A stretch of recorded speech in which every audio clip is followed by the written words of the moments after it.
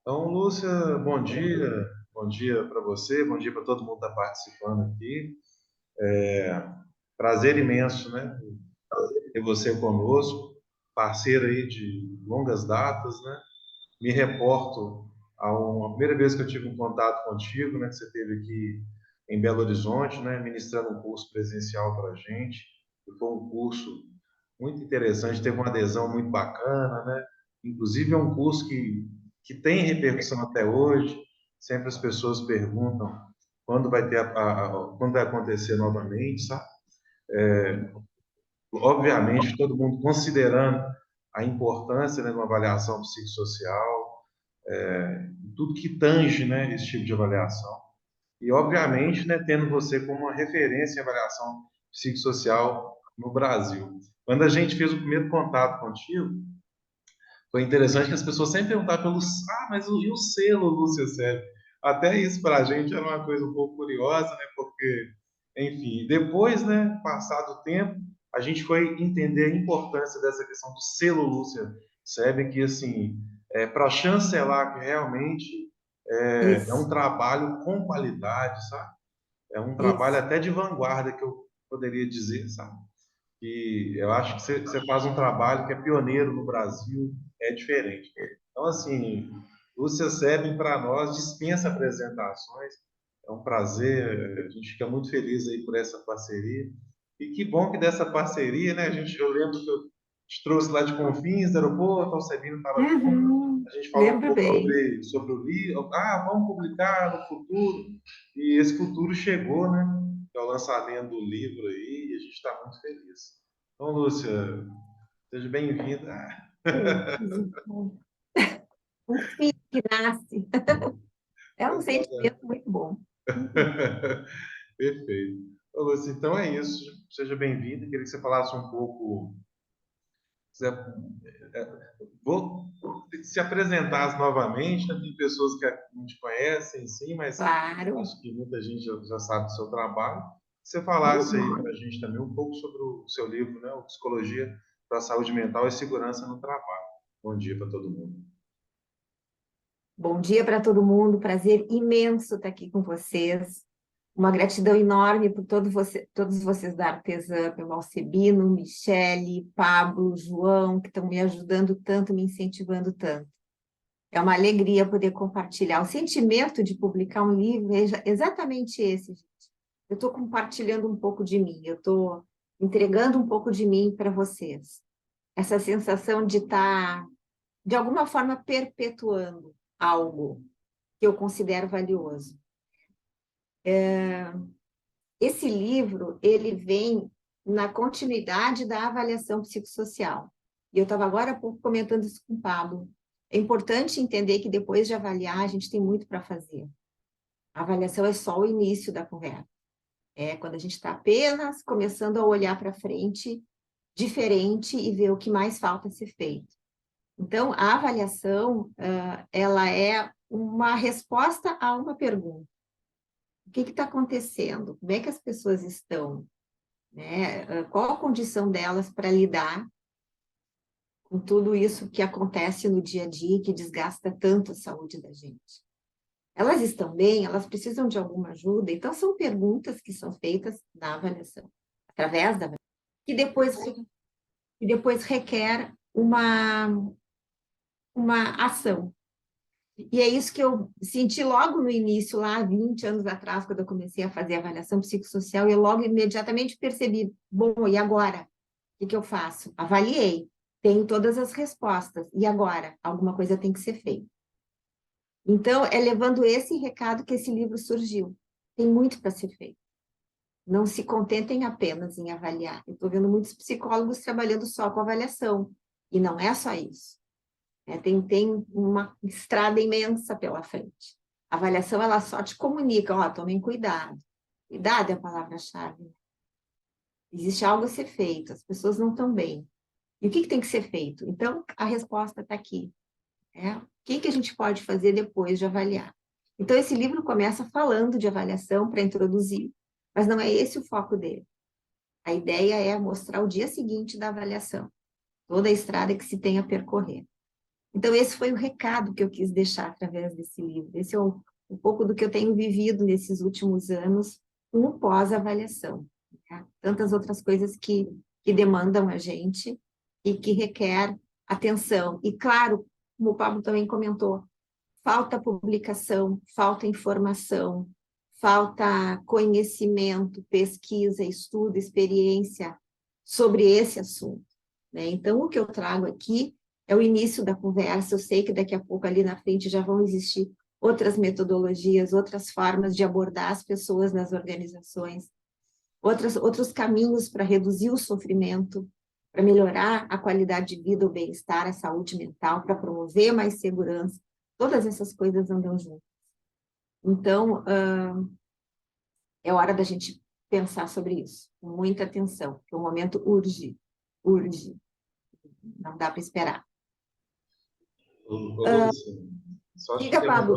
só te interromper um pouquinho, falar também com as pessoas que estão participando, se quiserem fazer perguntas, interagir, Ah, sem dúvida, sem o dúvida. canal tá aberto para todo mundo aí, tá? Se Com quiser. certeza, gente, a qualquer momento. Não quero ficar aqui falando. Quero que vocês me chamem, me interrompam sem nenhum problema. Levanta a mãozinha ali, pergunta, comenta, né? Conta um pouco da sua experiência para a gente trocar uma ideia. Essa troca é importante que aconteça, então fiquem super à vontade a qualquer momento. Então já posso fazer a minha primeira pergunta, Lúcia? Faça, claro, claro. Ô, Lúcia, assim, é impossível a gente não pensar em avaliação psicossocial e pensar nesse momento inóspito que a gente passou, né, espinhoso da pandemia. Na verdade, a pandemia está aí ainda acontecendo, né? E, assim, diante dessa problemática da pandemia, mudaram alguns parâmetros em se pensando em avaliação psicossocial, ou os parâmetros são os mesmos? Eu vi que é um dos capítulos do seu livro. E como é que fica a avaliação psicossocial dentro desse contexto pandêmico? Assim? Mudaram algumas diretrizes? Queria que você falasse um pouco sobre avaliação psicossocial e pandemia. Ótimo, boa pergunta, Pablo. E muito inteligente a tua pergunta, porque quando se fala em avaliar pessoas do ponto de vista psicossocial, a gente tem que considerar sempre o cenário, o ambiente, a cultura, as condições daquele momento. O ambiente psicossocial não é só o trabalho, como muitos pensam. Claro que o trabalho é um ambiente psicossocial importante e esse é o nosso foco nas avaliações. Mas a gente não pode, de forma alguma, desconsiderar outros ambientes. Então, família é um ambiente psicossocial, porque ali demanda pressões e situações relacionais, enfim, no dia a dia, que impactam na saúde mental. O ambiente escolar, o ambiente social, pandemia foi um ambiente específico, foi um cenário muito específico. O que ela fez com a gente? Botou todo mundo de castigo dentro de casa, isolado, numa vida que nunca jamais se pensou. Então, aquele cenário pandêmico, ele teve, sim, uma repercussão psicossocial muito forte. Qual foi os fatores psicossociais da pandemia que repercutiam na saúde mental das pessoas naquele momento inicial? Eram, por exemplo, o medo de ser contaminado, o medo de contaminar alguém, o medo de morrer, o medo de ficar doente e não ter hospital, medo da vacina, será que eu devo tomar? Será que eu não devo tomar? Aquele medo de confiar. O custo emocional que a pandemia nos trouxe, de ter que ficar longe das pessoas que a gente ama, de não poder abraçar e beijar. Isso para o brasileiro é um custo imenso. A gente é afetuoso. A gente precisa desse toque, dessa coisa de pele. A pandemia nos botou de castigo. E isso tem uma repercussão psicossocial. Obviamente, sem a menor dúvida. Então, quando chegou naquela cena, tudo mudou. Alguma coisa mudou? Tu me perguntou. Tudo mudou. Eu me lembro de clientes me ligando e dizendo assim, Lúcia, como é que eu vou fazer agora a avaliação psicossocial? As pessoas não estão bem. As que iam trabalhar, né, ou as que estavam retornando já do trabalho. Não é um momento de avaliar, eu dizia. É um momento de acolhimento, é um momento de intervenção, é um momento de cuidado, de ajuda, de suporte, de orientação. não era o momento de avaliar. A avaliação psicossocial, ela busca conhecer as forças psicológicas do sujeito para lidar com os riscos psicossociais e ocupacionais. Que força as pessoas tinham naquele momento? Estava todo mundo extremamente frágil e vulnerável. Não era momento de avaliar, era momento de acolher. E foi aí que as intervenções também começaram a ganhar corpo e se acelerar e demandarem muito mais. Então, a minha resposta era uma só: não avaliem, olham, abram um espaço de suporte, de cuidado, de atenção, de orientação, de amor. Então, esse valor começou a ser muito falado, muito resgatado naquele momento. Então, claro, na pandemia tudo mudou, tudo mudou. E claro que as empresas que queriam continuar avaliando, elas precisavam fazer uma triagem, uma pré-avaliação para ver o quanto aquela pessoa estava de fato em condições de ser avaliada. Porque se ela não tivesse como se mostrar por inteiro, ela não poderia ser avaliada. Ela teria que ser aprendida, acolhida. Então, muita coisa mudou na pandemia, assim, porque a pandemia se configurou num cenário pandêmico, num cenário psicossocial muito específico, muito peculiar, com demandas muito específicas e as pessoas também num momento muito singular. E a gente teve recentemente um outro cenário psicossocial importante, que foi o cenário psicossocial eleitoral. Olha o que a gente estava vivendo e continua, numa certa medida, as questões de polaridade, de intolerância, de violência, famílias se rompendo, se afastando por conta de política. Não falo mais com a minha irmã, rompi relações com a minha mãe, com meu pai, e isso por conta de política. Então, assédio eleitoral dentro das empresas, os gestores, CEOs e os, enfim, líderes dizendo: tem que votar no fulano, se tu não votar no fulano, tu vai ficar mal aqui na empresa, meio que ameaçando. Então, a gente teve ali, também naquele período de eleição, um novo cenário psicossocial. Então, com isso eu quero mostrar para vocês exatamente essa questão de cenário e de cultura. Isso define muita coisa na hora de uma avaliação psicossocial. A gente tem que conhecer esse externo para ver como que aquele indivíduo que a gente vai avaliar vai estar lidando com aquela realidade. Quanto ele vai estar conseguindo adaptação, quanto ele vai estar conseguindo passar por aquilo com o mínimo de sofrimento e de risco para a sua saúde mental. Excelente, Lúcia, excelente. Você falou sobre assédio eleitoral, pelo menos aqui nas empresas de Minas Gerais, surgiram diversas denúncias, né, no Ministério do Trabalho. Infelizmente, é um tema recorrente, né? Mas a gente acredita até em decorrência da polarização, né? E isso aconteceu muito. Mas, obviamente, também causou sofrimento ao trabalhador. Sem dúvida, sem dúvida. Estou vendo o rostinho do nosso amigo João Monteiro. Bom dia, João. Tu está no mudo, João, não estou te ouvindo. Oi. Agora sim. Tudo bom, João? Bom dia. Bom dia, Lúcia. Prazer conhecê-la também. Oi, Pablo, tudo bem? Lúcia, o contexto da saúde do trabalhador, né, que é um foco grande dado ao livro que você lança, a gente percebe que o Brasil é uma nação muito jovem, uma nação jovem com instituições de ensino e pesquisa muito jovens, uma cultura a se construir em função desse assunto, né? E o quanto é importante buscar nesses contextos históricos, né, que se formam, e construir em função disso políticas públicas, conhecimento para esse melhor atendimento e entendimento, e fazer também com que a lei proteja o trabalhador em função né, dessas situações que ocorrem no dia a dia, que vão evoluindo. o quanto a academia interage também com culturas de outros países. Se você puder falar um pouco sobre isso para a gente. Quando se fala em cenários psicossociais, a gente precisa trazer isso bem para a realidade brasileira. A gente até pode se inspirar no que outros países estão fazendo, e isso sempre é muito bom, fazer esse intercâmbio de conhecimentos e metodologias, mas a gente tem que olhar sempre com muita atenção para a nossa singularidade. E o cenário psicossocial do Brasil é muito peculiar. Isso ainda é embrionário no mundo inteiro. A gente tem, assim, alguns exemplos de ações diante da saúde mental, de política pública, mas a gente ainda pode acreditar que o Brasil, por incrível que pareça, a gente ainda está um passinho à frente de muitos outros países.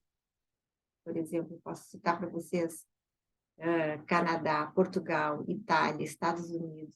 Eles ainda estão muito devagar nesse movimento. A gente já tem alguns passos dados, embora a gente tenha muito chão para andar. Vou dar um exemplo disso, assim. A gente tem hoje acesso a atendimentos psicológicos de uma forma bem mais descomplicada e acessível a todos os bolsos, né? A gente não tem no SUS isso ainda bem configurado. Isso é um tema de casa que o Brasil não fez ainda.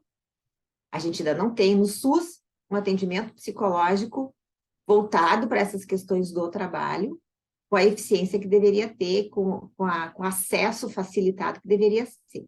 Mas a gente tem nas organizações já, como uma ação como um sistema de recompensa, como uma ação de RH, né? Acesso a atendimento psicológico. Algumas empresas oferecem psicoterapia para o funcionário, né? E ela banca isso tudo, né? Existem sites, tem vários aí, a Vitude, o Porvir e vários outros que fazem um trabalho maravilhoso. Tem muita coisa acontecendo para dar esse suporte, para dar essa atenção e esse cuidado. Mas eu diria para vocês que isso não é o mais importante nesse momento. É importante, óbvio que sim. Mas o que ainda atrapalha é o tabu e o preconceito das pessoas em cuidarem da sua saúde mental. De nada vai adiantar haverem políticas públicas e as empresas privadas também oferecerem caminhos para a gestão da saúde mental, se a própria pessoa não está consciente, não está atenta às suas próprias demandas. Então, eu considero esse o nosso grande desafio hoje. É romper tabus, rever conceitos, desfazer paradigmas. Eu não tenho que ter vergonha de dizer, estou indo ao psiquiatra, estou precisando tomar ansiolítico, antidepressivo, já me vi com depressão, já tive vontade de morrer. As pessoas não têm que ter vergonha de falar de como elas se sentem e dos momentos difíceis que já tiveram na vida delas. Essas coisas precisam ser tratadas de uma forma descomplicada. No momento em que eu descomplico isso para mim, né, e torno isso algo comum, do mesmo jeito que eu digo, estou gripada, preciso tomar um remédio para respirar melhor, né? Por que os outros assuntos de saúde são tratados com simplicidade e a saúde mental é um tabu? Então, a gente tem sim que melhorar políticas públicas. As organizações já estão fazendo algumas coisas, já estão dando os primeiros passos, mas existe um trabalho do cidadão, do indivíduo, de olhar para si e reconhecer seus limites, suas demandas, para que essas políticas públicas e enfim, essa disposição das organizações sejam bem aproveitadas. A gente vê que a gente tem muitos casos de suicídio laboral, por exemplo, pessoas que se matam no trabalho. E isso é subnotificado. Por que é subnotificado? Porque as pessoas têm vergonha de deixarem que essa informação chegue, porque as empresas não querem revelar essa realidade. E o que acontece quando um dado é subnotificado? Não é administrado. Então, a gente ainda tem que levar mais consciência. A gente tem que expandir essa visão da realidade. Aceitar que de fato está acontecendo ao nosso redor e com a gente mesmo. Para daí as políticas públicas começarem a acontecer. Então, falta isso ainda. Obrigado, Lúcia. Nada. Lúcia, Oi. deixa eu só ligar meu vídeo aqui, peraí. Eu sempre tive dúvida sobre, inclusive, um dos temas, né, do seu livro, de diferenciar os fatores psicossociais e o risco psicossocial. Aí eu fico pensando assim, no crescimento exponencial do risco, mas de repente não consigo pensar num crescimento dos fatores. Você pode relacionar para mim? Ótimo, boa pergunta. Está na apresentação de hoje, inclusive, essa distinção, Ah, obrigado. fazer essa confusão. Muito comum, não é uma dúvida tua, Pablo, é de todo mundo. Sim, sim, sim, sim. A grande diferença de fatores e de riscos é que o fator ele está presente em todos os ambientes que a gente passa. Vamos pegar um exemplo assim. Sobrecarga de trabalho é um fator psicossocial, né, do trabalho. Conflitos familiares é um fator psicossocial do ambiente familiar. Medo de ser contaminado é um fator psicossocial do cenário pandêmico. Ok, né? Fatores estão presentes na vida da gente, querendo ou não. Quando que ele passa a se tornar um risco? Quando ele ameaça a minha saúde mental, quando eu não consigo lidar com aquilo. Então, a sobrecarga, que foi o exemplo que eu dei, ela pode ser vivida por algumas pessoas sem nenhuma dificuldade, sem problema, sem sofrimento. Ai, eu adoro ficar cheia de coisa para fazer, eu me sinto motivada com isso, né? Eu me sinto criativa, fico, né, cheia de energia, eu gosto de estar ativa, de estar cheia de coisas para fazer. Essa pessoa não vive risco psicossocial, ela vive um fator psicossocial que não acarreta em sofrimento, portanto, não é um risco. Então, como que a pessoa reage ao fator psicossocial é o que vai determinar se isso é um risco ou não. Basicamente isso. Essa é a resposta mais simples que eu tenho para te dar. O que está acontecendo bastante assim ultimamente nas empresas? Pelo menos está crescendo essa demanda. As empresas estão querendo avaliar os seus fatores psicossociais antes de implantar a avaliação psicossocial. Porque a avaliação, ela vai direto no indivíduo. Ela vai saber se aquela pessoa está sofrendo ou não, se existe risco psicossocial ou não. Agora, a pesquisa de fatores feita na empresa, ela avalia o ambiente organizacional. A pesquisa é feita com a totalidade da população e ela vai avaliar o quanto aquele ambiente é gerador de fatores de risco psicossocial. Então, primeiro eu vou saber se aquele ambiente tem fatores, quais são os fatores psicossociais. E depois eu vou ver o quanto as pessoas estão sofrendo em decorrência dele. Então, a diferença é essa. Fator é o que é produzido naquele ambiente onde eu estou inserida. Risco é o quanto eu sofro com eles. Fica mais claro? Ficou claro, sim. Na Que verdade, bom. igual você falou, né, Lúcia, assim, eu acho que é uma dúvida é uma dúvida bem recorrente, né? Eu, Uhum, particularmente, quando penso em fator e risco, realmente eu tinha essa dúvida, tá? Mas ficou muito bem esclarecido. uhum. Obrigado. Agora, Lúcio, quando você fala no livro sobre determinante cultural, né, perpassa pelo que a gente estava falando um tempo, há uns minutos atrás, sobre cultura organizacional, quando você coloca essa questão do determinante cultural no livro, quais determinantes culturais você pode contextualizar para a gente? Cultura é um determinante. O jeito de viver, o estilo de vida, as crenças, os conceitos que as pessoas levam com ela, isso determina uma cultura. E na medida em que determina uma cultura, ela influencia na saúde, na vida daquele cidadão. Define o quanto aquilo pode ser favorável à saúde dele, ao desenvolvimento dele ou não. Então, a cultura é um determinante, nesse sentido que está no livro.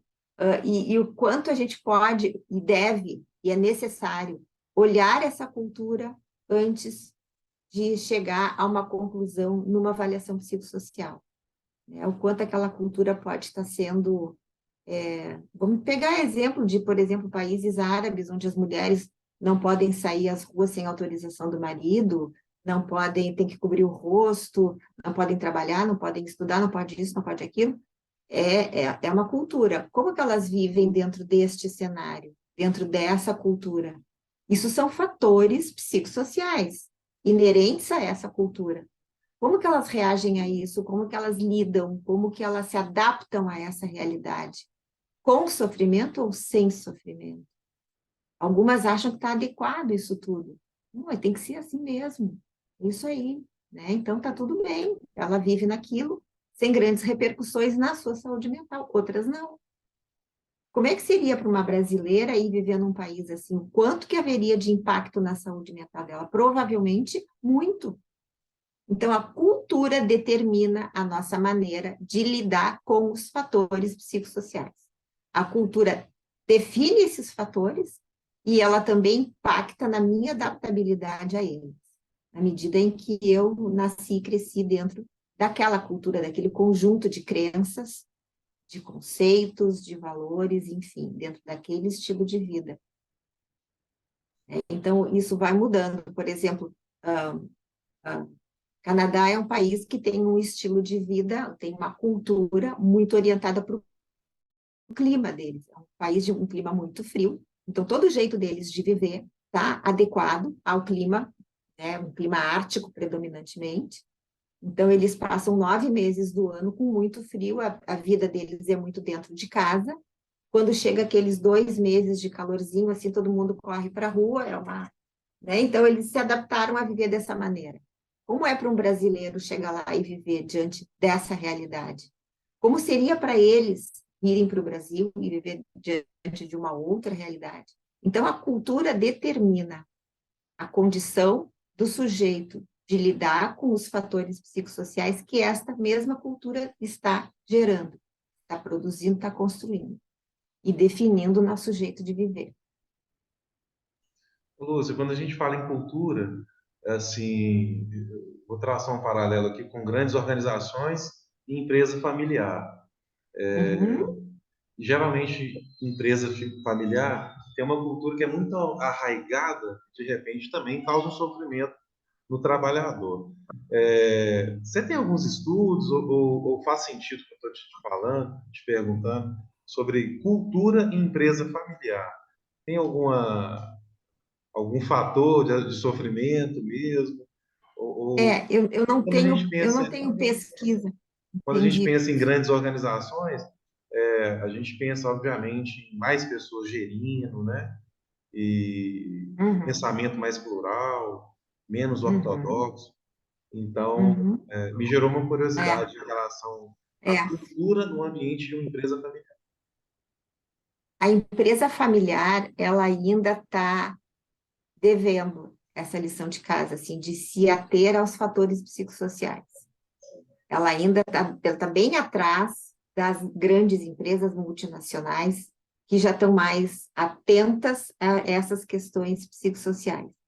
Então, a gente ainda não tem muita pesquisa e muito estudo. Eu arrisco dizer que na empresa familiar existe, sim, um nível de sofrimento mais evidente, até pela falta de gestão desses fatores de risco psicossocial, né? Mas pesquisa especificamente eu não tenho, Pablo. E para te mostrar como é que as coisas estão acontecendo hoje, eu fiz recentemente uma pesquisa para saber da eficácia das avaliações psicossociais. Então, eu pesquisei 58 psicólogos. Semana que vem eu vou estar divulgando essa pesquisa nas redes sociais. Eu pesquisei 58 psicólogos de todo o Brasil, região sul, sudeste, centro-oeste e nordeste. Todo o Brasil não, quase todo o Brasil.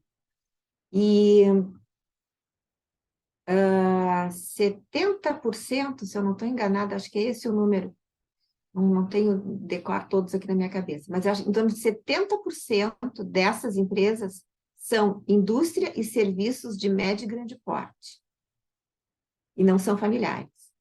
Não teve nenhum percentual, nenhum respondente dessa pesquisa que fosse de empresa familiar. Ou seja, partindo dessa pesquisa, eu acabo concluindo que não tenho notícias de empresas familiares que estejam atentas à gestão de risco psicossocial. Isso é Se alguém... preocupante, Lúcia? Oi? Isso é preocupante? Podemos... Muito. Muito. É o ritmo das coisas no Brasil. Elas demoram um pouco para acontecer e, geralmente, as inovações dentro das organizações, elas começam pelas grandes empresas multinacionais. Elas começam, elas dão o pontapé inicial. E depois vai indo as outras todas na onda, né? Então, demora um tempo.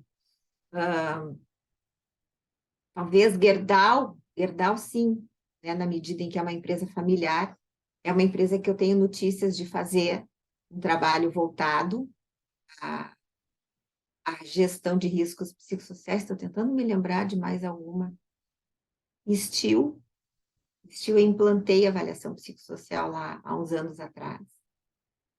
Mas são, assim, conta nos dedos, são muito poucas, muito poucas. E claro que acontece por uma demanda de fora, né? Sempre é uma demanda de fora que impulsiona o início desse trabalho. Lúcia, Oi, João.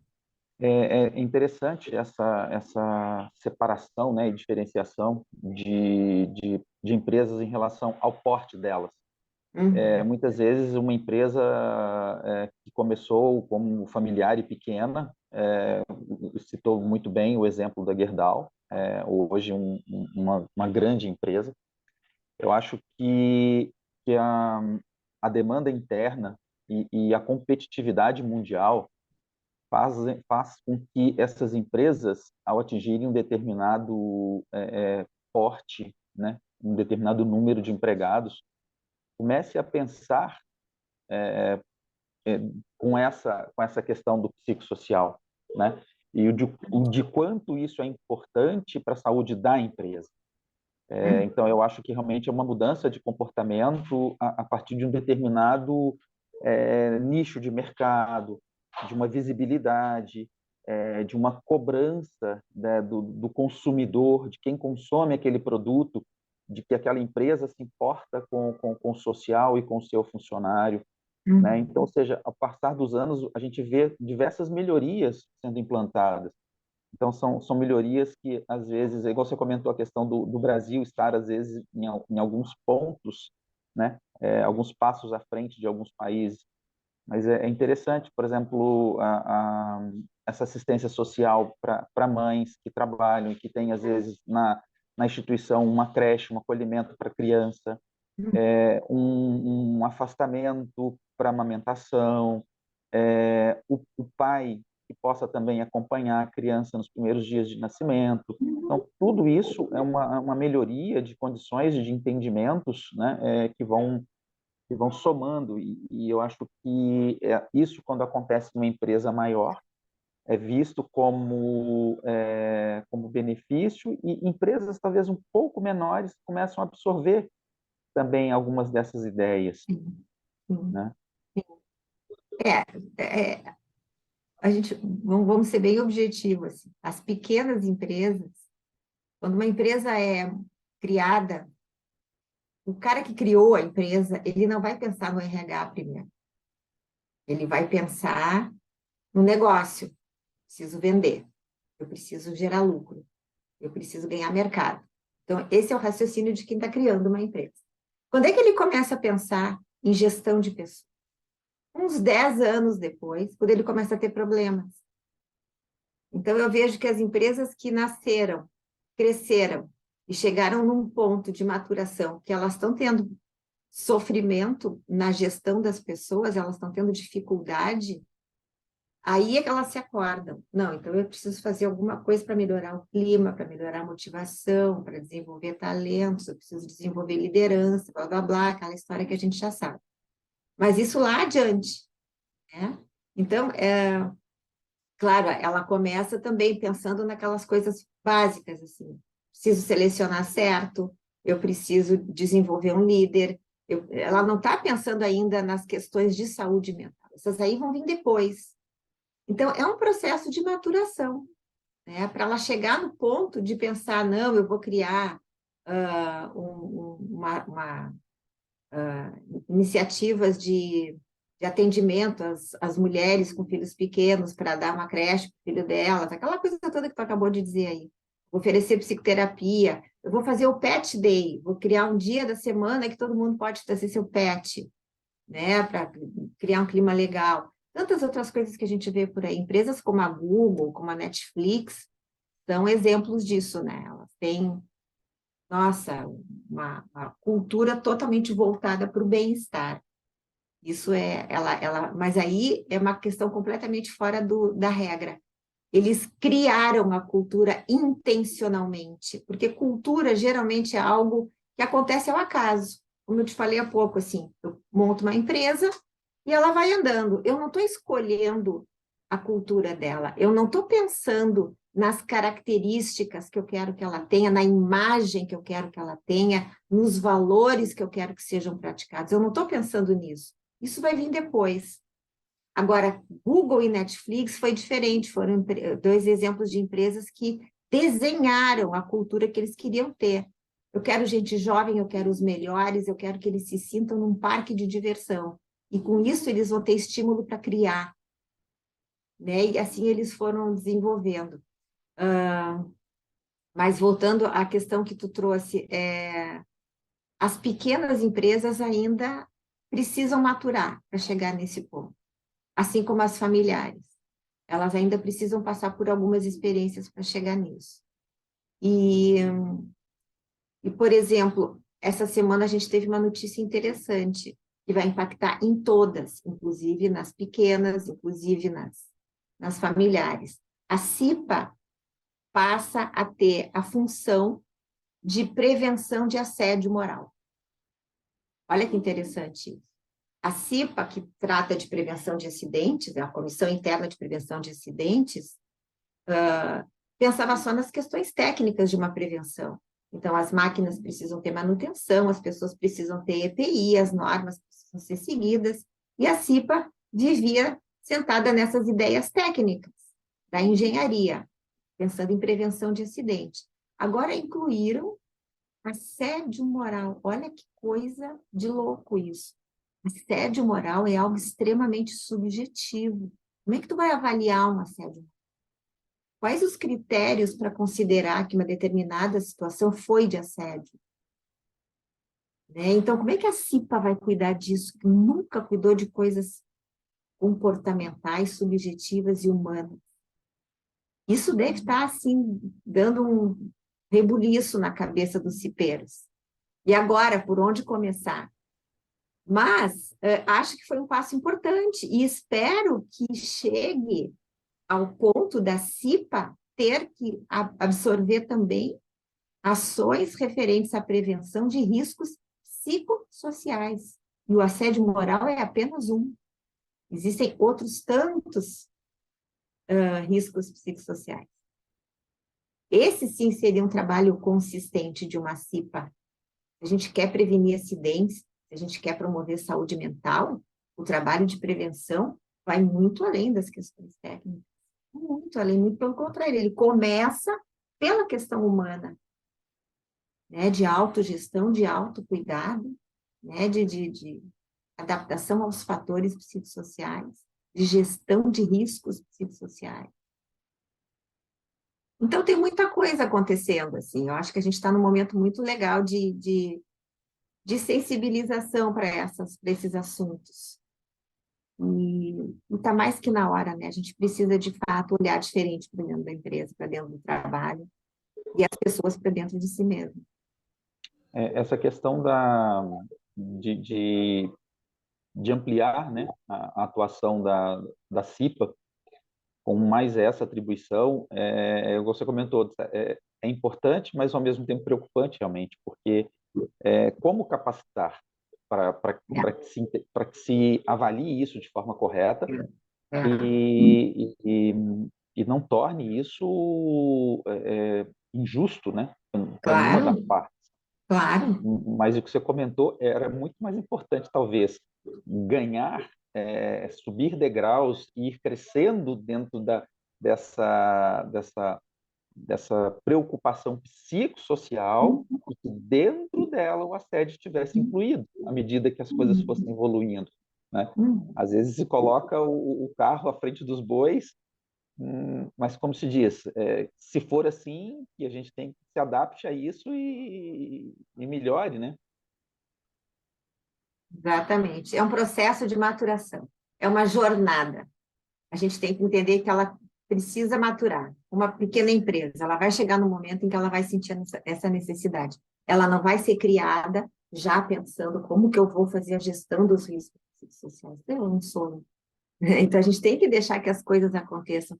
A chave de tudo, gente, a chave, assim, grande momento do boom, assim, que as coisas vão acontecer é quando as pessoas expandirem a consciência. Então, assim, o ponto de partida, o momento em que a chave vira dentro da cabeça, é quando acontece a expansão da consciência. Eu chamo isso de despertar. A gente tem que acordar para o mundo que a gente vive, para a realidade que a gente está inserido. Não dá mais para viver na ilusão, não dá mais para viver no piloto automático, achando que tudo está normal, numa normose doentia. Ah, estresse é normal. Que isso? Socorro! Quando eu escuto isso, sério, me arrepio. Estresse não é normal.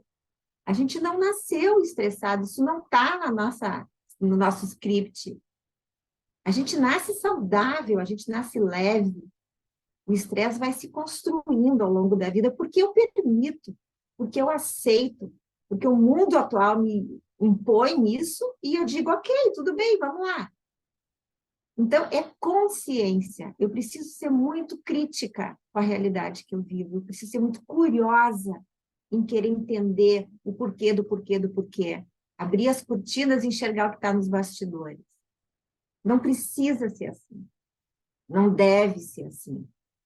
E essa transformação, porque isso é mais que uma mudança, é uma transformação, depende de mim, de eu olhar para mim mesma. Enquanto eu estiver olhando para fora, eu fico distraída da realidade.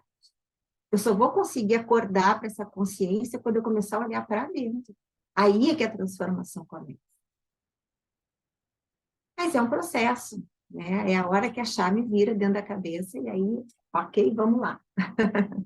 Mas é cada um no seu ritmo também. Ô, Lúcia, Oi. mudando um pouco de assunto aqui, tem um capítulo do seu livro que me chamou muita atenção, quando você fala sobre liderança educadora. Então, quando a gente pensa em liderança, assim, pelo menos é um modelo que a gente vê muito no Brasil, líderes que são educados a fazerem os colaboradores performarem, não importando os meios, sabe? Então, quando a gente vê isso, ó, tem a figura de liderança aqui e vamos lá, faça a máquina girar, faça a engrenagem rodar, entendeu? Então, às vezes, em detrimento de um resultado, a gente sabe que existem muitos colaboradores aí adoecendo e em detrimento de resultado. Então, quando você fala de liderança educadora, a gente sabe que, né, quando a gente pensa aqui no contexto brasileiro, não é da maioria das empresas, né, ter essa cultura de um líder, de uma educação para, para o colaborador, de uma gestão de tempo, em que o colaborador, de repente, não vai ter jornada tão extenuante. Quando você fala de liderança educadora, perpassa por isso, por essa sensibilização de quem está no cargo de liderança. Queria que você me falasse um pouco sobre essa liderança educadora. Que ela passa por quê? Na verdade, é um conceito muito meu, né, Pablo? É uma crença minha. Eu já vi tanta coisa em relação à liderança na minha vida inteira, na minha carreira inteira, que eu cheguei num momento em que eu disse, quer saber? Um líder tem que ser um educador, sabe? Na pandemia, eu comecei a estudar sobre toda a transformação que o mundo estava passando e se propondo a passar. E me deparei com um trabalho da OCDE, que é composta por alguns países que desenvolveram estratégias para desenvolver educadores, pensando, então, na educação, nas escolas públicas. E estudando sobre esse trabalho, eu acabei chegando lá na Fundação Ayrton Senna, recomendo muito o site deles para estudar sobre esse assunto. Eu encontrei lá as competências socioemocionais, que são, então, parte do currículo da grade de desenvolvimento desses educadores de escola pública desses países todos. E essas competências socioemocionais falam de, por exemplo, amabilidade, compaixão, empatia, engajamento social, resiliência e por aí vai. São 5 macro competências desenvolvidas em algumas outras competências. Lendo o conceito de cada uma delas, ficou muito claro para mim que essas competências estão alicerçadas em valores fundamentais, valores de respeito ao ser humano, valores de amor ao próximo, né, de confiança, de lealdade, enfim, né, todas essas coisas que foram se perdendo ao longo do tempo. Então, estudando sobre isso, ficou muito claro para mim o que a gente carece hoje é de líderes educadores. Quando eu falo em educação, eu me refiro ao quanto eu influencio aquela outra pessoa, e isso é o conceito basicão de liderança, é a capacidade de influenciar pessoas, mas o quanto eu influencio a minha equipe de trabalho a partir dos valores que eu pratico. Na medida em que eu tenho empatia com eles, na medida que eu sou afetuoso, na medida em que eu respeito os limites deles, eu inspiro eles, eu influencio eles para que eles também possam agir da mesma forma. E crio um ambiente saudável, onde as pessoas são vistas como pessoas, como seres humanos, com a sua vulnerabilidade. E ok, e está tudo bem. Isso não é um problema, não tem tabu, não tem preconceito. Então, foi quando eu comecei a pensar no líder educador. Se fala muito atualmente da liderança humanizada. Ok. No fundo, a gente está falando da mesma coisa. Mas por que eu dei o nome de educador? Por que eu preferi chamar de educador? Por essa capacidade de transferir para o outro valores. Como é que a gente educa uma criança? Um filho, um neto, no meu caso, a avó não educa, minha avó só estraga. Mas como é que a gente educa uma criança? A gente ensina valores, a gente ensina respeito, a gente ensina limites. Olha, esse brinquedinho tu não pode pegar porque ele não é teu, tu tem que pedir para o amiguinho. O teu brinquedinho tu tem que aprender a compartilhar com os teus outros amigos. Tu não pode falar dessa forma com outra pessoa porque não é bonito, tu vai ofender, tu vai agredir. Então, tu vai ensinando valores. Abraça a vovó antes de ir embora, abraça o vovô. Está ensinando afeto, está ensinando amor. Então, o líder educador, ele tem esse papel transformador. Ele inspira pelos valores que ele pratica. Ele, muito antes de pensar em alta performance, ele está pensando no bem-estar do time dele, porque ele já entendeu que a alta performance vai ser uma consequência disso. E ele também já entendeu que não vai haver alta performance se não houver saúde, em todos os sentidos. Esse líder educador já entendeu isso.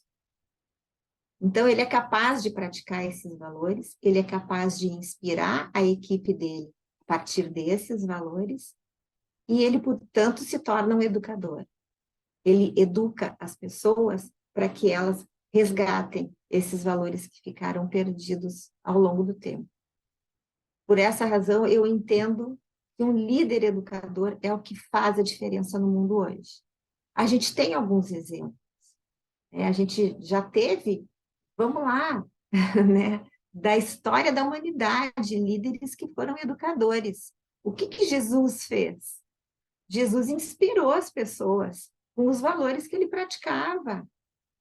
Gandhi, Buda, Malala, essa menina maravilhosa que está aí, tornando o direito à educação uma coisa de todos, sem discriminação. Né? Ela quase perdeu a vida por essa causa. Tem uma outra cubana, que agora eu não me lembro o nome dele, ela é jornalista e ela é ativista pelo direito de expressão, pelo direito das pessoas de dizerem o que pensam, sem com isso terem a liberdade delas ameaçada, sem serem agredidas por não concordarem com A, com B ou com C, por questionarem alguma autoridade ou alguma realidade, enfim. Então, assim, são líderes, são pessoas que praticam valores fundamentais e influenciam os outros com os seus valores, com as suas atitudes, com o seu comportamento. Ela tem no comportamento um alinhamento total com os valores que ela tem com ela. Porque não adianta eu falar que eu tenho amor, respeito e empatia como valores e o meu comportamento ser totalmente destoante disso. Então, o líder educador, ele tem essa consonância, ele tem essa sincronicidade entre a fala e o comportamento. E ele está totalmente alicerçado em valores humanos, em valores fundamentais. Esse transforma o mundo, esse transforma uma organização, esse cura uma cultura, um clima, e promove a alta performance. Então, a receita da alta performance mudou. Não é mais abaixo de pressão e de pancadaria, porque é inaceitável, as pessoas não estão mais aguentando. Está aí o surgimento do burnout como uma doença do trabalho. Pessoas tendo crises de esgotamento. Então, aquilo que era aceitável dentro daquela normose já conhecida, hoje não é mais.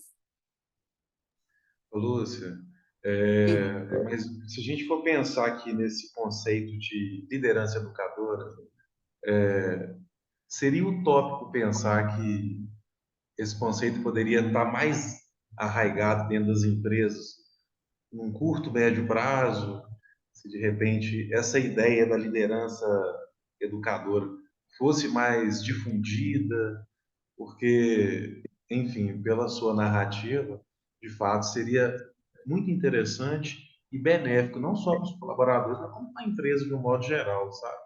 Então, assim, quando você fala de liderança educadora, né, e você falou, Pablo, esse é um conceito meu. Você acha que, de repente, daqui uns 5, 10 anos, de repente, um conceito que pode estar no coração, nas entranhas das empresas, de repente, aí, a gente ter, além de alta É, performance, a gente ter colaboradores também menos adoecidos? uhum. Eu espero sinceramente que sim, Pablo. E eu tendo a acreditar que sim. A gente tem uma palavra de moda atualmente, né, que é sustentabilidade. Só se fala em sustentabilidade. Quando essa palavra começou a ser muito usada, estava se pensando na sustentabilidade ambiental, né? A gente tinha que salvar o planeta, a gente tem que salvar o planeta. Mas depois ela começou a ser aplicada para outras situações. E hoje se fala muito na sustentabilidade humana.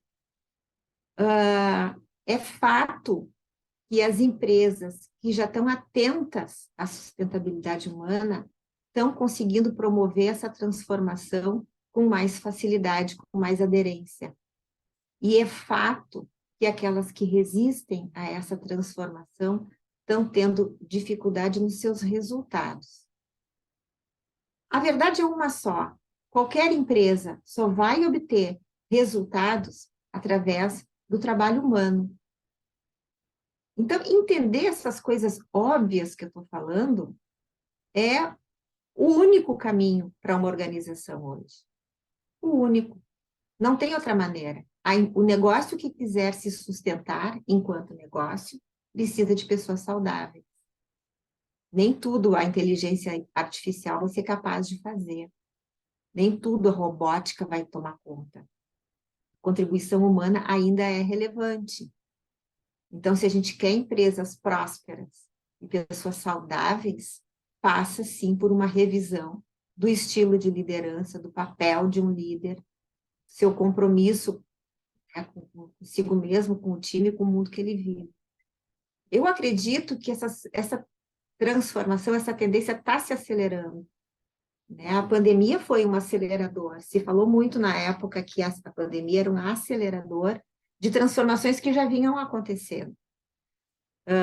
Hoje a gente tem outros aceleradores, né? A gente tem questões políticas, a gente tem geopolítica, né? Toda essa questão da Rússia e da Ucrânia que está impactando no planeta todo, a gente tem uma crise econômica importantíssima acontecendo no planeta.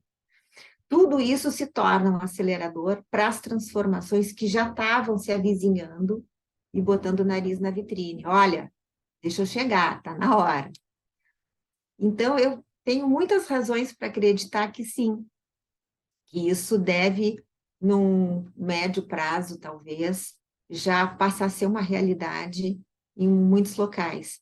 Eu digo sempre, em qualquer palestra, em qualquer curso, em qualquer lugar que eu vou, eu digo para todo mundo, bem no fundo, bem lá, sabe? Aquele cantinho escondido dentro da gente, todo mundo quer a mesma coisa.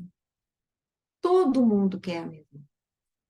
Não interessa se é de direita, se é de esquerda, se é países árabes, se é brasileiro, se vive no frio, no calor, se é a favor da guerra ou contra a guerra. Bem no fundo, todo mundo quer a mesma coisa. Quer ser feliz, viver em paz e ter saúde. Só isso. Simples assim. E isso tudo vem se descomplicando. Porque se tu olhar bem, esse líder educador é uma pessoa muito tranquila, uma pessoa muito fácil de ser. Basta que ela encontre dentro dela os verdadeiros valores que para ela fazem sentido. Por isso que eu insisto em dizer que toda transformação que a gente precisa no trabalho e fora dele, começa dentro de cada um. Eu vejo nas postagens de rede social, todo mundo falando da nova liderança, porque o líder tem que ser isso, o líder tem que ser aquilo. Claro, tem que ser. Tem que ter muita mudança, muita revisão, mas tudo começa dentro da gente. Quando eu me conectar com os meus verdadeiros valores, com aquilo que para mim faz sentido, a minha forma de olhar para fora muda. Mudando a minha maneira de olhar para fora, a minha consciência se expande. E no momento em que eu me conheço e minha consciência se expande, tudo se transforma. É o momento que eu acordo e me dou conta que a vida pode ser muito melhor e mais simples do que ela vem sendo nos últimos tempos. Então, eu acredito que sim. A gente tem uma boa chance. Excelente. Ô, Lúcia, e sobre a gestão dos riscos psicossociais, o que você tem visto de novo aí dentro das empresas, aí no Rio Grande do Sul, ou no Brasil de um modo geral, em relação à implementação de projetos voltados para a gestão de riscos, né? E depois também queria que você falasse um pouquinho sobre como tem sido feito, né, as perícias psicossociais também, que Ah, é uma questão importante a ser dita, né? então, bom, esse trabalho ele vem crescendo e se acelerando. Trabalhar nessa área, gente, é ter muito trabalho. Vou dizer para vocês que tá uma loucura o quanto isso cresceu. Quando começou esse olhar para os riscos psicossociais, que foi lá, uns 20 anos atrás, 2006, é quase isso, quase 20 anos, 17 anos atrás, a gente tinha uma norma regulamentadora, que era a 33, que dizia que todas as pessoas que trabalhavam em espaço confinado teriam que passar por uma avaliação psicossocial. Ali foi um start. De lá para cá, a gente tem hoje cerca de umas 10 normas, 10 ou 12 normas, que apontam para os riscos psicossociais. A gente tem a NR1, que é a mãe de todas as NRs, que dá muito destaque para a gestão de riscos psicossociais. A gente tem uma lei que saiu há pouco tempo, foi um projeto de lei que foi aprovado, e agora ele está sendo escrito, todas as diretrizes, por uma comissão tripartite, composta de empresários, membros do governo e trabalhadores, para desenhar as diretrizes dessa lei. Essa lei diz que todo empregador deverá ter ações voltadas à gestão de risco psicossocial. Então, isso se tornou lei, e essa publicação deve acontecer, acho que até o final do ano, acredito eu. Então, isso está crescendo. Estou falando aqui só de legislação.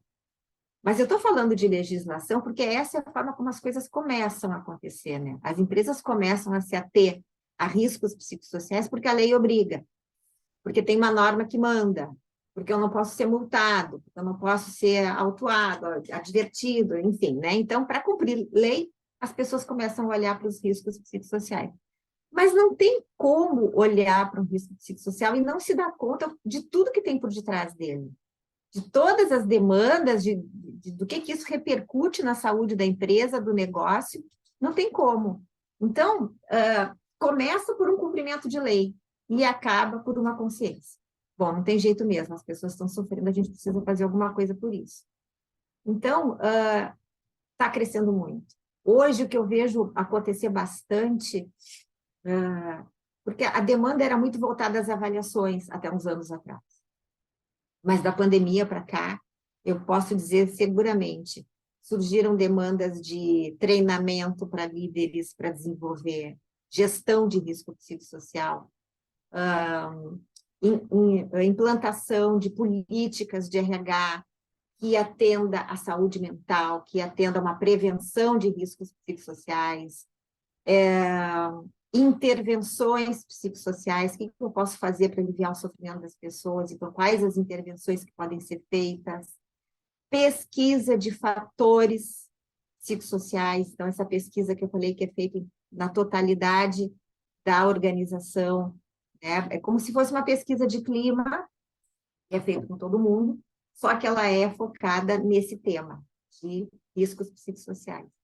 Então, está crescendo demais, tem muita demanda, tem muito para ser feito, as empresas estão cedendo a isso, elas resistem no início, tem resistência e ainda vai haver resistência por algum tempo.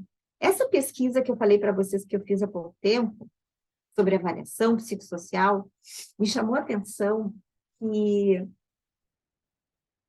18% só dos encaminhamentos pós-avaliação são cumpridos pela empresa. O que é o encaminhamento pós-avaliação? Quando a gente faz uma avaliação e alguém não se sai bem, por qualquer motivo, a gente encaminha essa pessoa para algum atendimento, para alguma intervenção, para algum tipo de tratamento, alguma abordagem que ajude ela a superar aquela dificuldade, para que numa próxima avaliação ela possa ser favorável, né? Então, é um encaminhamento para resolver o problema daquela pessoa.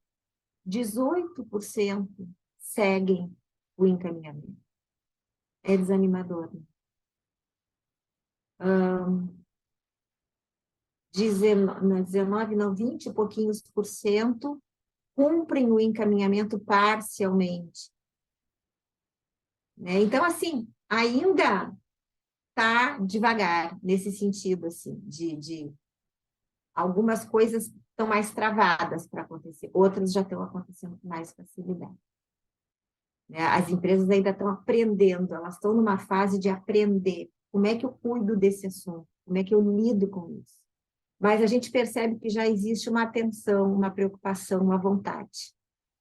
Né? Qual é o caminho? Então, quando os trabalhos chegam para mim, eu vejo que a empresa não tem nem ideia do que ela está pedindo. Ela só sabe do desconforto que ela sente. É muito interessante isso.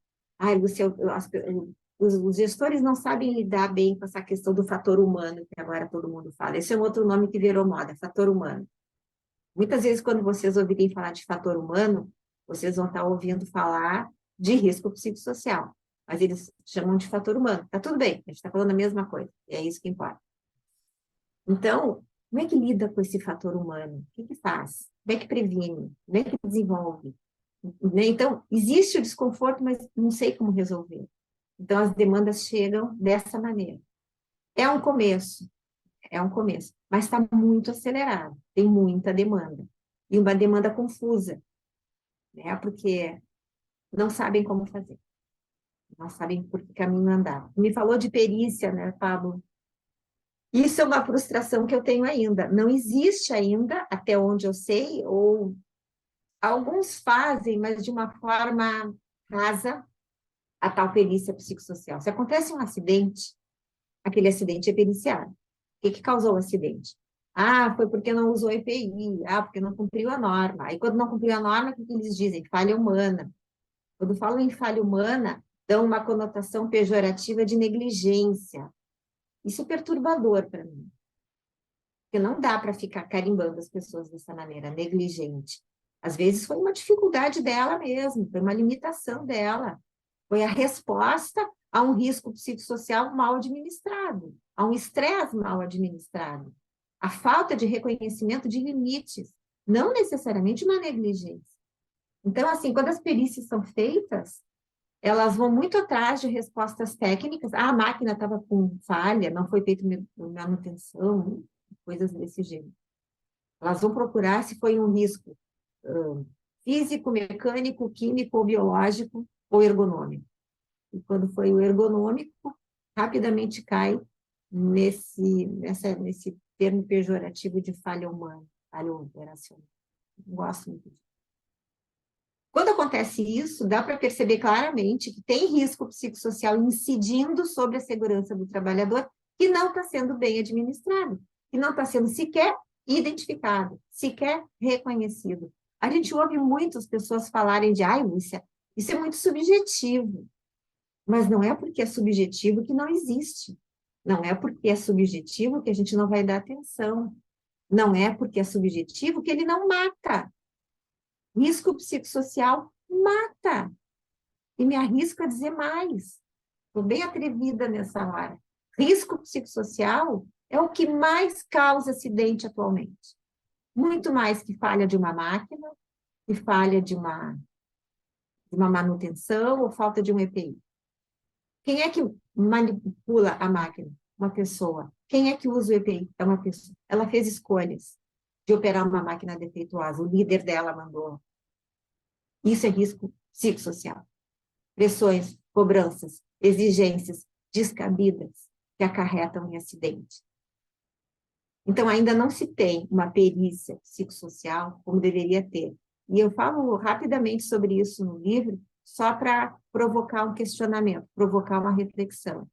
De fato, não tem. Algumas empresas falam em auditoria comportamental. Aí eu vou lá olhar aquilo, tem muita cara, sabe, de periciar o risco vivido e, de fato, levou ao acidente. Não me parece competente para isso. Mas, enfim, é uma outra metodologia de trabalho que urge ser desenvolvida. Urge, é para ontem. A gente precisa saber, sim, o quanto que as pessoas estão se machucando, quantas pessoas estão se acidentando, se matando no trabalho por conta de falta de autogestão, por conta de falta de reconhecimento da sua vulnerabilidade e dos seus limites. Em prol do quê? Né? Um salário? Ô, Lúcia, mas para que essa urgência, que eu acho salutar a gente falar sobre isso, para que essa urgência seja atendida, você consegue pensar em alguma ponte entre a urgência está aqui, a gente tem que fazer acontecer essa perícia psicossocial. Para ela acontecer e para realmente ela ser efetivada, assim, qual que seria a ponte, assim, você acha? De repente, leis mais severas exigindo a efetivação dessa perícia psicossocial? Qual que seria a ponte? Para que realmente Eu não... acho que é um conjunto. Eu acho que é um conjunto. Tem que vir de todos os lados, na verdade, Pablo, cada um fazendo a sua parte. Por parte da gestão pública, claro, leis mais severas. Só que lei com fiscalização, porque não adianta ter lei e não fiscalizar. Enquanto o empresário perceber que a lei não é fiscalizada, ele empurra para baixo do tapete. Então, tem que ser lei fiscalizada com a devida autuação, com a devida punição. Isso é um ponto. Então, do ponto de vista da política pública, acredito que sim. Por parte do empresário, por parte do empregador, consciência. O negócio dele vai afundar se ele ficar tendo acidentes e pessoas machucadas a toda hora. O custo disso, o custo material e o custo imaterial é gigante. E eles nunca param para fazer essa conta. No máximo, eles vão considerar os dias de afastamento no trabalho. Só que é muito mais que isso. A gente tem que também ter líderes e gestores, e aí eu estou falando daquela pessoa que está mais próxima daquele cara que está lá na ponta. Também mais conscientes. Eu insisto na expansão da consciência. E essa consciência, ela pode vir através de números, através de dados reais, de alguém que leve isso. Eu sempre que começo uma palestra, um curso, eu começo com dados e fatos. Então, quando eu aponto, por exemplo, o número de suicídios laborais, as pessoas se apavoram. A idade em que isso acontece são os jovens dos 15 aos 29 anos. No trabalho, o que é considerado um suicídio laboral? Ou a pessoa se matou por causa do trabalho, por razões originadas no ambiente de trabalho, ou quando ela se mata no ambiente de trabalho. As causas não se sabem, mas ela cometeu o ato de terminar com a própria vida dentro do ambiente de trabalho. Isso é considerado suicídio laboral. A gente teve um aumento de mais de 1000%, mais de 1000% nos últimos 2019, 4 anos. Então, assim, ó, é inaceitável.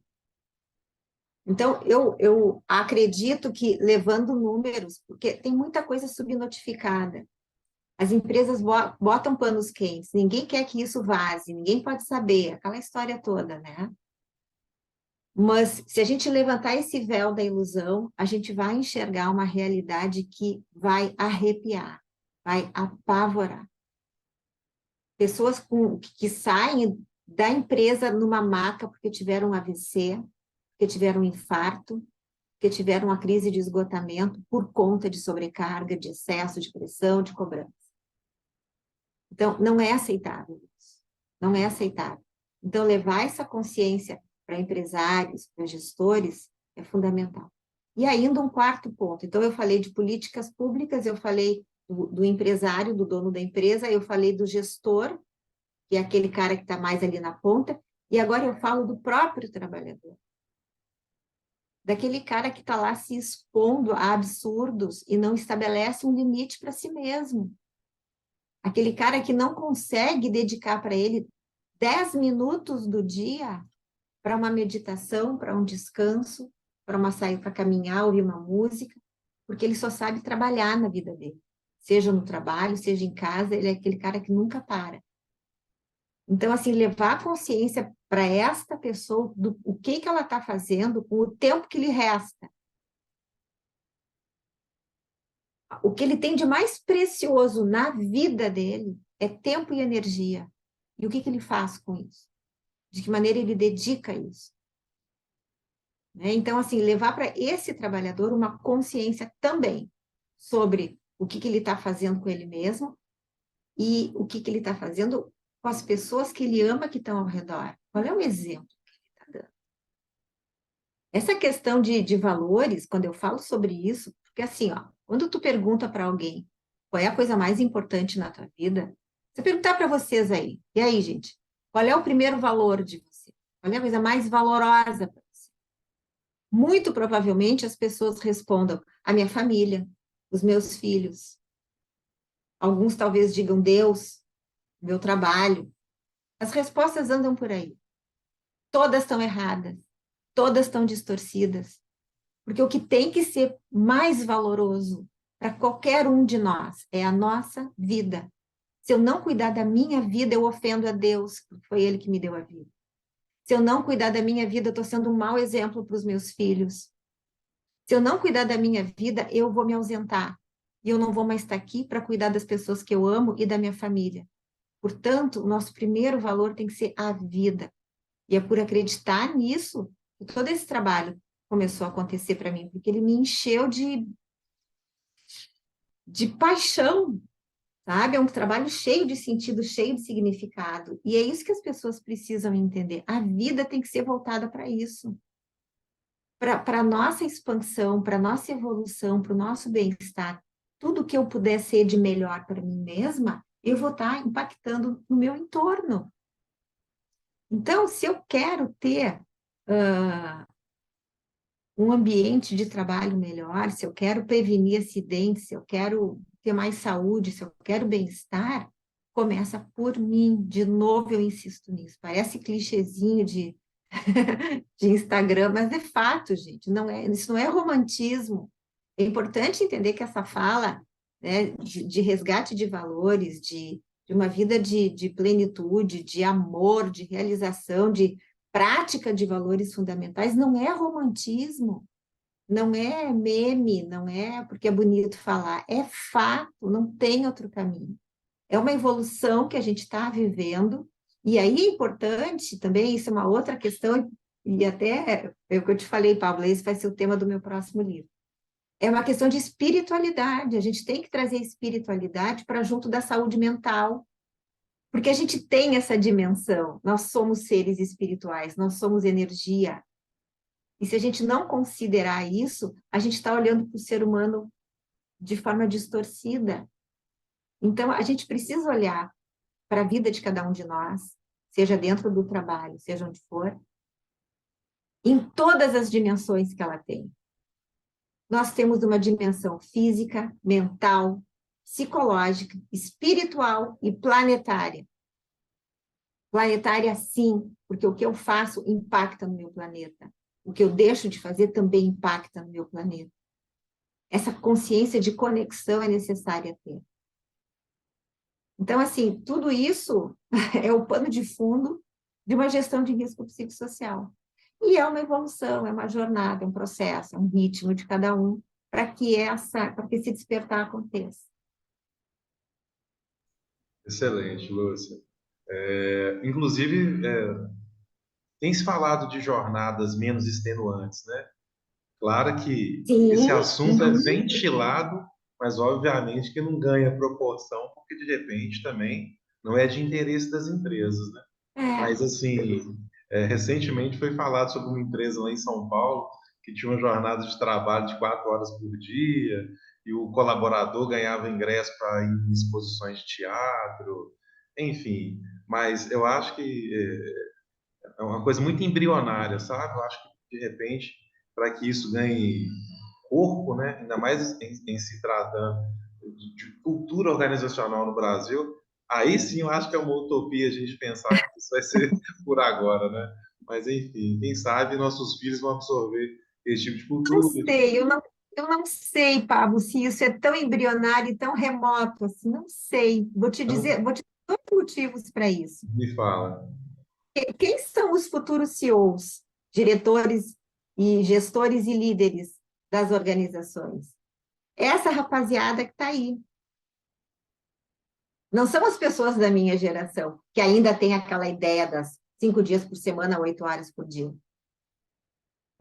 Então, assim, os futuros líderes que estão se formando, eles trazem com eles, naturalmente, todo um valor voltado à qualidade de vida e ao bem-estar. É prioridade dessa geração que está chegando.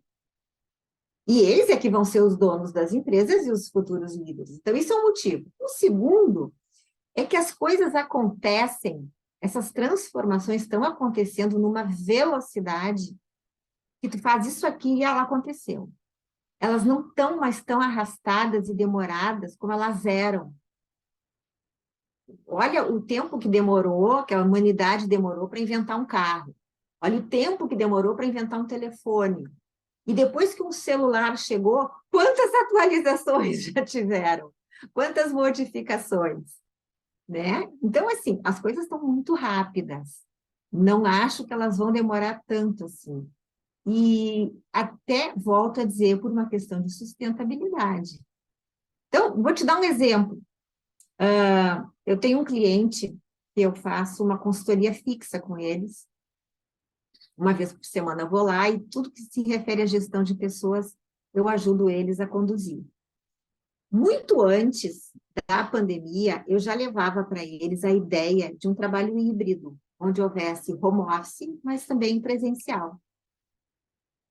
Cada vez que eu falava naquilo para a diretoria, eles me olhavam com uma cara assim, como se eu fosse um ET. Nossa, pode estar louca, né? Isso é bem coisa de psicólogo mesmo, não vou nem dar bola. Eles não me davam a mínima quando eu falava do trabalho híbrido. Porque eles estavam querendo, na época, criar novas políticas de RH, eles estavam querendo redesenhar todas as políticas de gestão de pessoas. E aí, aconteceu a pandemia. E o que aconteceu? Todo mundo para casa. 100% home office. E quando aquilo aconteceu, eles me olhavam e diziam, meu Deus, como isso está dando certo. Porque a equipe amou. É uma empresa pequena, né? O pessoal amou. O pessoal simplesmente assim, ó, adorou trabalhar em casa. E deu super certo, porque tinha entrega, tinha comprometimento, tinha responsabilidade de todos. Deu super certo. Aí a pandemia foi se acomodando, as coisas foram se reorganizando e eles não quiseram mais voltar para o 100% presencial. Eles continuam no trabalho híbrido. Então, hoje, a gente conversando é muito engraçado, porque eu olho para eles e digo assim, quantas vezes que eu falei para vocês, façam uma modalidade híbrida, vocês têm equipe para isso. E aí, agora vocês estão vendo. Então, assim, ó, quando a gente menos espera, as coisas acontecem. Então, eu não sei se é tão demorado. Não sei se eu estou sendo muito otimista, se eu estou também muito iludida. Vamos deixar o tempo se encarregar. Mas eu acredito que tem muita transformação acontecendo e numa velocidade maior do que aquela que a gente estava acostumado. Mas vamos ver, vamos deixar andar. Lúcia, nós já estamos indo aí para os minutos finais, mas eu vou atropelar um assunto aqui que concerne muito a minha experiência clínica, né? Assim, não sei, você pode falar em relação a isso, porque eu vejo que tem poucas ferramentas com ponto da avaliação que seja direcionado para uma avaliação psicossocial. Por exemplo, vou fazer uma avaliação psicossocial, vou usar um teste de personalidade, inteligência, um teste de atenção. Assim, se você puder, obviamente, adiantar esse assunto, já tem se pensado em um instrumento específico para avaliação psicossocial, para que eu não precise usar aquele mundo de ferramentas, sabe? Uma coisa que seja mais direcionada. É mais uma curiosidade, porque quando Sim. eu estagiei numa mineradora, né, que chama-se Anglo Gold, aqui no estado de Minas Gerais, Uhum. e a gente, quando ia fazer uma avaliação de algum colaborador, então a gente usava 5, 6 ou 7 ferramentas, Ai, meu enfim, Deus. e tinha a morosidade em decorrência, assim, era um contingente muito grande de É, colaboradores, eu sei. e existia a ausência de um instrumento específico. Tem se É, pensado numa ferramenta mais direcionada para isso? sim. Sim, a boa notícia é que sim. Eu não sei o que eu tenho autorização de revelar publicamente, mas eu posso dizer que sim. Estou trabalhando muito no desenvolvimento de uma ferramenta que simplifique a avaliação, né? Que não precise de tantos testes, de tantas coisas, e que nem por isso perca a qualidade do resultado, a consistência das informações. Acredito, espero que até o final do ano a gente já tenha essa ferramenta pronta para ser lançada, mas eu tenho total consciência que hoje a avaliação ela é muito robusta, ela é muito pesada, ela é muito morosa, e ela precisa ser feita num volume imenso de trabalhadores, então a gente precisa urgentemente de uma metodologia rápida, otimizada, enfim, simples, descomplicada, e que, ao mesmo tempo, não perca na fidedignidade dos resultados. Então, sim, eu estou trabalhando nisso, e a gente deve ter logo já uma... Logo não, mas mais para o final do ano, talvez. Alguma coisa para Que notícia publicação. excelente. Eu falei É, assim, estou aqui pensando, eu pergunto ou não pergunto? Mas eu acho que, na eu não verdade, posso dar muita... como ela é ainda está um, em... é Posso te dizer um, muita coisa, mas sim, não, deve sair... perfeito. Eu só te perguntei porque, na verdade, é um anseio de quem trabalha com avaliação psicossocial, É, sabe? Então, é, que bom que eu você, sei. pelo menos, nos deu uma boa notícia aí, né? Então, vamos aguardar. Mas eu quero dizer outra coisa também, Pablo, que eu acho importante para acordar um pouco psicólogos que estão fazendo avaliação debruçados só em testes. E até pessoal de SST também, empresários que contratam uma avaliação psicossocial pensando só em teste psicológico. Gente, o mais importante de qualquer avaliação sempre foi e sempre será a entrevista. Então, assim, não adianta se encher de milhões de testes e fazer uma entrevista rala. É preferível usar menos testes e fazer uma entrevista bem consistente, bem atenta, bem, enfim, planejada, bem conduzida, com domínio dos construtos, é fundamental. Não se faz uma avaliação psicossocial sem saber o que avaliar. Não adianta, não tem como. O que adianta eu usar 10 testes e eu não sei o que eu estou avaliando? Ah, eu estou procurando se tem fobias, eu estou procurando se tem algum transtorno. Isso aí é psicodiagnóstico. Isso não é uma avaliação psicossocial. Avaliação psicossocial não procura por problema, por razões para a pessoa não ser capaz. A avaliação psicossocial procura pelas forças, pela potencialidade, a capacidade psicológica de lidar com a adversidade. É isso que ela quer saber. Eu É sempre o achei a entrevista como, assim, norteadora, sabe? A pedra angular de total, uma compreensão primária do sujeito, né, que chega ali para assumir uma atividade laboral. Mas, de repente, claro. eu acho que também essa cultura que eu acho muito importante também, sou um defensor dos testes, obviamente, né, trabalho com isso, mas tem que levar em consideração a entrevista, sabe? Uhum. E muitas das vezes ela é colocada como secundária, sabe? Como segundo plano. Eu acho Ah, bem isso me interessante isso que entristece. você diz. Isso me entristece. E assim, também não se faz avaliação, é porque as pessoas tentam descomplicar, né? Elas tentam tornar tudo, não é nem descomplicar, elas tentam simplificar. E ela não é simples, a avaliação psicossocial é complexa. Então, o que que fazem? Inventam um questionáriozinho ali, junto com o médico, umas perguntas, e aquele questionário, pronto, aquilo é a avaliação psicossocial. Não, não é. Ou então, já teve, muita gente já me perguntou, Lúcia, posso usar o SRQ20? O SRQ20 é um questionário criado no Canadá para fazer psicodiagnóstico de uma forma barata e rápida. Nada a ver com a psicossocial. Nada a ver. Então, assim, se eu fizer uma psicossocial e eu suspeitar de algum transtorno, eu até faço depois um SRQ20 para encaminhar essa pessoa para um psicodiagnóstico. Mesmo assim, não teria muito porquê, encaminha direto para o psicodiagnóstico. Então, SRQ20 não é a ferramenta de avaliação psicossocial.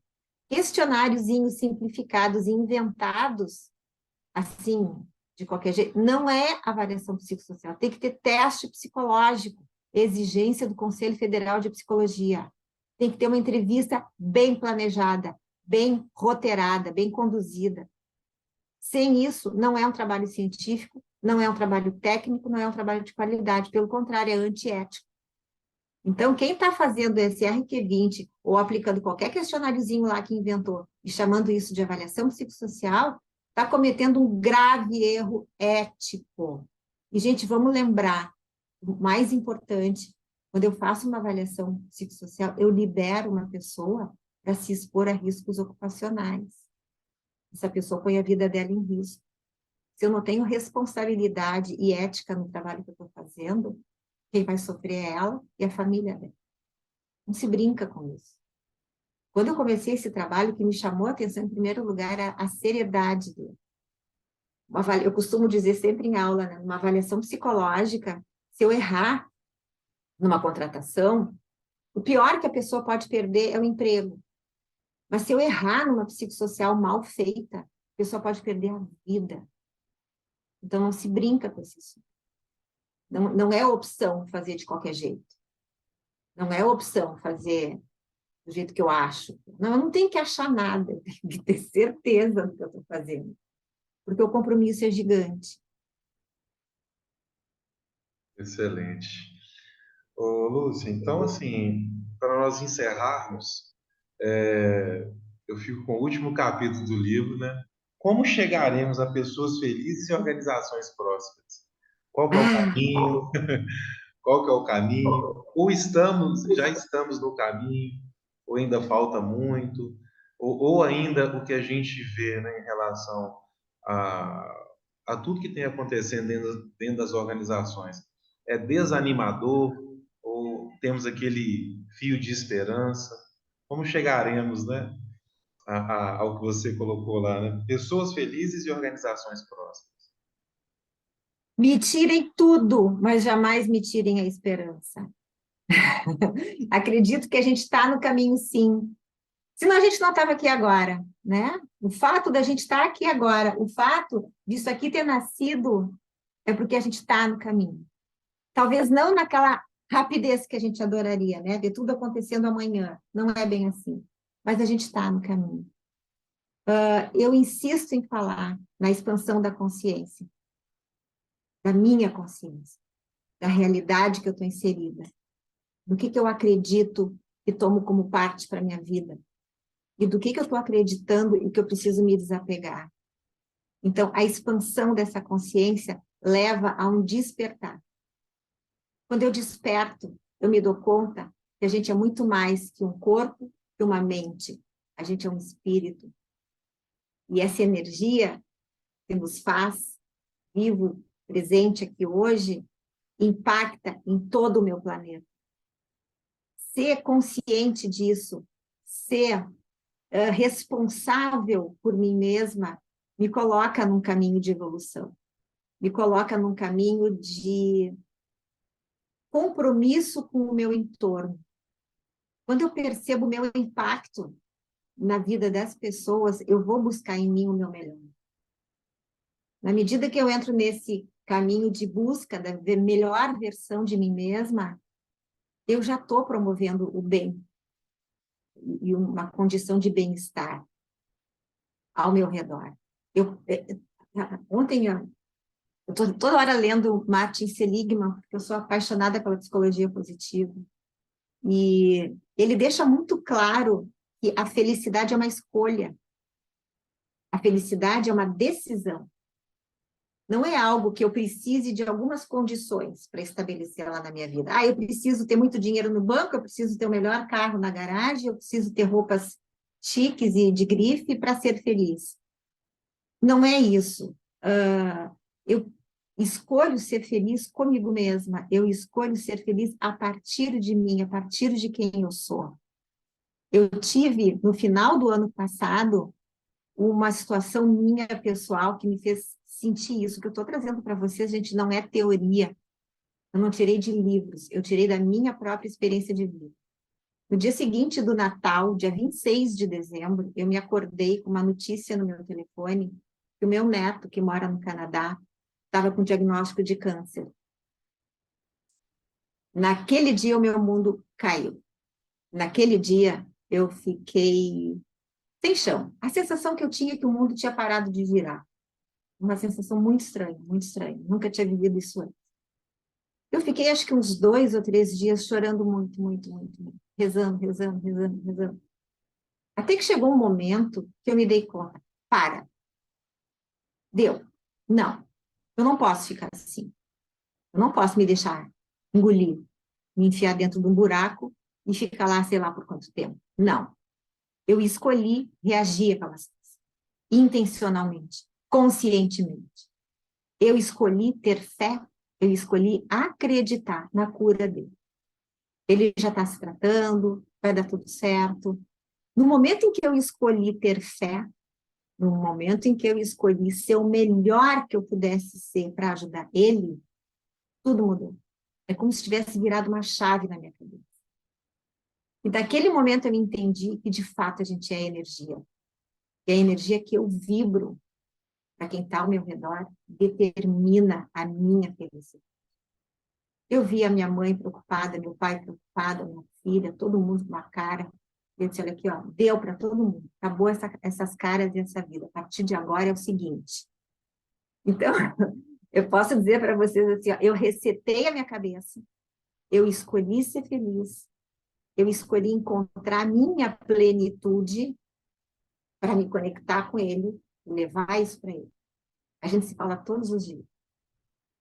Ele já está carequinha e ele está muito otimista. Está cheio de planos para quando ele ficar bom. Ele vai vir para o Brasil, porque a gente vai passear, para fazer isso, para fazer aquilo. Então, gente, assim, ó, o caminho para essa felicidade, para essa prosperidade, para essa plenitude, para essa realização, É uma escolha que a gente tem que fazer. Eu não posso esperar que o mundo lá fora fique perfeito e do jeito que eu quero. Ele não vai ficar porque eu quero. Até porque o mundo perfeito para mim pode não ser para o outro. Meu mundo está aqui dentro. É esse aqui. Eu preciso transformar. Eu preciso escolher e decidir fazer o melhor. E a partir daí a vida começa a andar. Então, de novo, não é teoria. Eu vivi isso, eu estou vivendo isso. Se a gente quer felicidade e plenitude, a gente tem que simplesmente escolher. E olhar ao redor, intencionalmente escolhendo ver as coisas boas. Eu posso acordar e procurar motivos para reclamar. Eu posso ligar a televisão e só ver tragédia. Uma coisa que mudou na minha vida é que eu não ligo mais televisão. Eu não vejo mais um telejornal. Não me interessa saber. Eu excluí tudo que me faz mal, tudo que polui a minha mente. Assim como eu escolho o alimento que eu como para fazer bem para o meu corpo físico, eu tenho que escolher a informação que eu ponho na minha cabeça. Ela vai fazer bem ou mal para a minha saúde mental. Então, eu escolho as informações. Eu escolho o que me faz bem. Eu escolho acreditar. Eu escolho ser feliz. É uma escolha, uma decisão tomada todos os dias. Lúcia, Pablo, primeiramente, obrigado por compartilhar um assunto tão delicado e parabéns por ressignificar. é Eu isso acho aí. que é isso que a gente tem Obrigada. que, é a nossa tarefa e nosso exercício diário. Isso vale para as Uhum. nossas questões individuais, É. profissionais, enfim. E acho que o caminho, sim, da felicidade perpassa por isso, por essa Uhum. decisão, sabe? De realmente caminhar ou mergulhar no limbo, né? Que é sempre o Uhum. caminho mais espinhoso, mais árido, mais difícil. E eu acho que é por Uhum. aí. Ô, Lúcia, obrigado mesmo. Fiquei emocionado e tocado, tá? Que Saúde, bom. saúde para sua família, Obrigada. tá? Obrigada, querido. Para É, todos nós. ô, Lúcia, enfim, nós vamos encerrando aqui. Se alguém quiser fazer alguma pergunta, né? Os encerramentos finais, João ou mais alguém, sinta-se à vontade. Gostaria de agradecer a Lúcia, desejar muito sucesso com Obrigada, esse João. novo livro, né? Que venham outros, que as pesquisas e as contribuições, né, façam um bem, né, deixem um legado aí do seu trabalho e isso seja, né, muito bem recebido, né, pelas empresas, pelo público, né, que demanda por isso. E parabéns novamente. Obrigado aí, Obrigada, Pablo, querido. pela possibilidade de estar aqui, tá bom? Obrigada, querido. Valeu. Ô, Lúcia, Oi, Tchau. Sérgio. olá a todos. Tudo bem, Lúcia? Ó, Tudo bem, graças a Deus. primeiro também agradecer você por compartilhar um momento assim delicado, né? Um momento difícil, mas que Deus já proveu aí, vai dar tudo certo. Uhum. Passei por isso também, sei como é que é. É só quem passa que É, sabe como é. Mas vai dar tudo verdade. certo, aqui deu Claro. e vai dar aí também. Lúcia, eu gostaria sim de ver com você. Desculpa, porque eu entrei um pouco atrasado Não, imagina. para adquirir o livro, tanto físico como também o livro digital, né? Aham. E uma coisa, eu trabalho na empresa, a gente tem agora, estamos aí, depois de algum tempo, convencendo trabalhar a psicologia do trabalho dentro de uma empresa de engenharia e construção, que é tudo cartesiano, tudo muito exato, Sim. e aí a engenharia fica em primeiro plano e esquecem que atrás da engenharia, né, na frente, do lado, dos lados, tem pessoas. Né? Então, não tem como sair fora disso. Eu estou há 35 anos na área de prevenção e eu Uhum. vi que não tem jeito de sair fora. E a gente fez um evento muito grande agora e falamos muito sobre a psicologia do trabalho com foco na saúde e segurança. Estamos com um projeto piloto em uma obra com a psicóloga Uhum. para Que bom. trabalhar as questões psicossociais lá, diretamente. Vi que você falou que não é qualquer a psicossocial, tem que ter cuidado em tratar, né? É delicado também, né? Não é qualquer entrevista. Bacana isso. E, e saber de você como realmente tratar, né? Na indústria da construção civil, o pessoal, muitos não tiveram aquela oportunidade de estudar e tal, né? Os ajudantes, não? O pessoal que trabalha a 100 metros de altura, puxando grandes cargas, a gente trabalha na área de construção de linha de transmissão, assim, ao longo, 500 quilômetros. Você vai, por exemplo, ali na região amazônica, tem trabalhadores ali que realmente nunca trabalharam e vão trabalhar ali, que daquelas comunidades ali, nunca viram falar realmente nisso, né? Então, se eu posso encontrar alguma coisa nesse sentido, trabalhar essas pessoas, porque a gente aqui consegue. Agora que a pessoa do campo, né? Se a gente consegue encontrar algumas dicas suas ali no livro também. Encontra sim. Tem coisas bem práticas que tu pode estar aplicando. Independente de quem são essas pessoas, Sérgio, independente de onde elas estão, todas as pessoas são muito carentes de atenção, de acolhimento, de empatia, de afeto. Qualquer coisa, o que eu sinto na prática que eu estou tendo é que qualquer coisa que tu faça, por mais simples que possa parecer, para ela tem uma repercussão imensa, porque surpreende, porque ela não estava esperando por aquilo, sabe?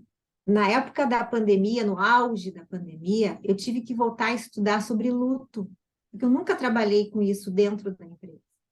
Mas estavam tendo muitos óbitos de funcionários, de familiares de funcionários.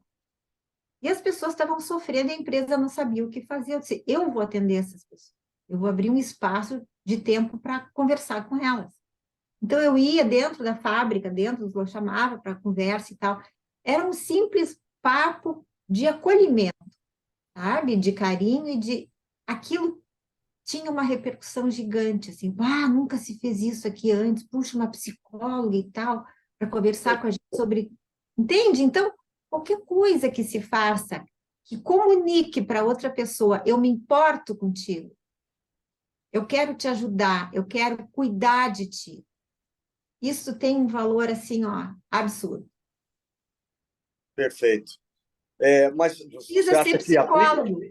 Qualquer pessoa pode fazer, porque esse gesto humanitário de acolhimento pode ser feito por qualquer ser humano.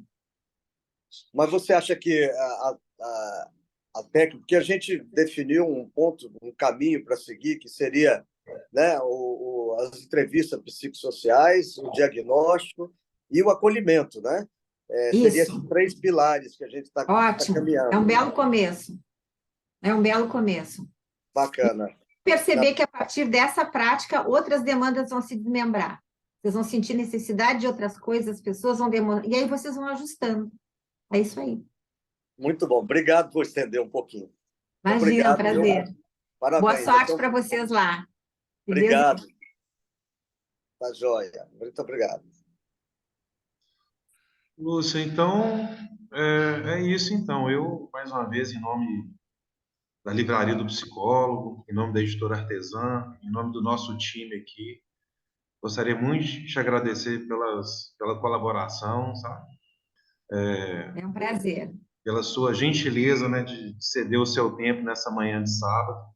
Te desejar toda a felicidade do mundo, muita saúde para você Obrigada. e para os Obrigada seus, para vocês também. e nos colocar à disposição e agradecer a todos que participou aí, tá bom?